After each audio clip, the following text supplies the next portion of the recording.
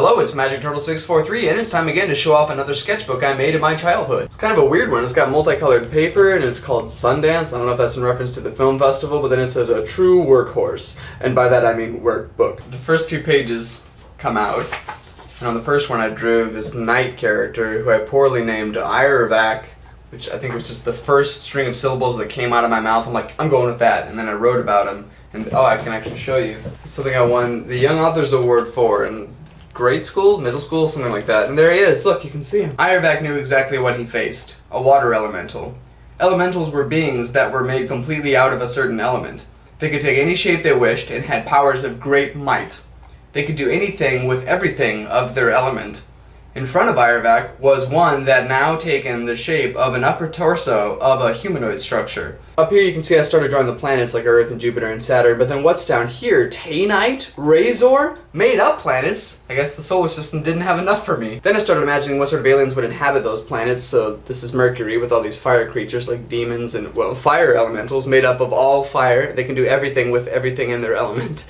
And then down here there's just like an elf and a wizard. For some reason. I don't know how they got on Mercury, but they're there. Oh, but it's not actually Mercury, it's Mercury. I was joking about that fire elemental thing, but then I turned the page. And this is Venus, where we have these weird hairy aliens and these weird swishy ghostly aliens living in perfect harmony. They even like ride each other. And Earth is pretty straightforward, it's just humans in suits. Mars is just creatures. And as with every drawing series, I lost steam and I gave up. That was the start of Jupiter and blank. This is kind of cool. I drew these three ninjas here, Neon, Geyser, and Wildcard, but then I redid them in color in a different sketchbook. Oh, glossy. There's Wildcard, Neon, and Geyser. And I even added two new characters, Lightwire, and then way over here, this guy named Impact. And a bunch of other characters we've seen in previous sketchbooks.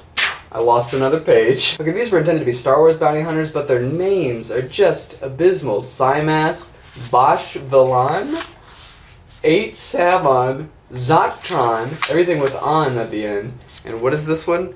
Orbeus. Ooh, he's got some nice hips though. Look at those curves. Well, this is interesting. I started making up my own instruments. You can see here like some hand cymbals where you just squeeze them and they go kss on their own. And then it's like a mixture between an accordion and one of those stretchy like exercise things where you try to strengthen your chest muscles. And that's an umbrella? I don't know what that is.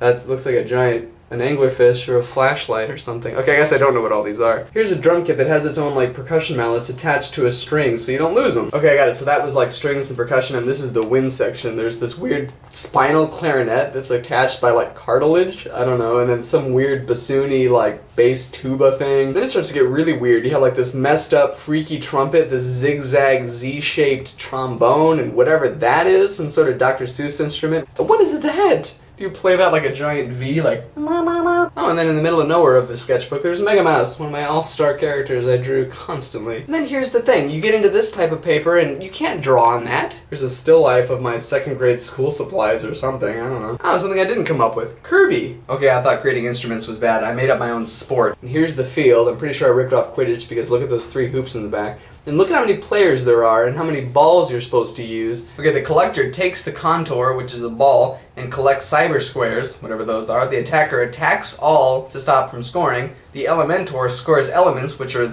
these little like element towers. You got like plant and fire and water and wind and electricity or something like that. The defender stops with the runner, elementor, destroyer, etc. from scoring, so like a keeper. Passer passes all the balls to players. After one shot, player must pass to a passer. So they can't even pass to each other. They have to go through this middleman player to do anything. And then runner runs with the Ryun, which is another name of another ball, and tries to score. Oh, and then the destroyer throws bomber and destroys orbs, racking up points. Everyone's just like playing their own game individually and separately from one another. That would not be any fun to watch. But I think it's probably played on Mars or something. Then I drew a Jawa. Alright, there's more nerdy Star Wars stuff. I made up my own Jedi, whose name was Nirani Vark. He is cool because he had like a little eye tattoo, and look how somber and sullen he was, like all Jedis. I made up my own pod racer from the first Star Wars movie. Then after that I made my own Rebel Starfighter. This one's called the T-Wing. Really? I think after that I tried the Q-Wing. Then in the back I drew this photorealistic picture of a cowboy trying to lasso this wooden horse. Oh, that may have come with the sketchbook, actually. And here are our casualties.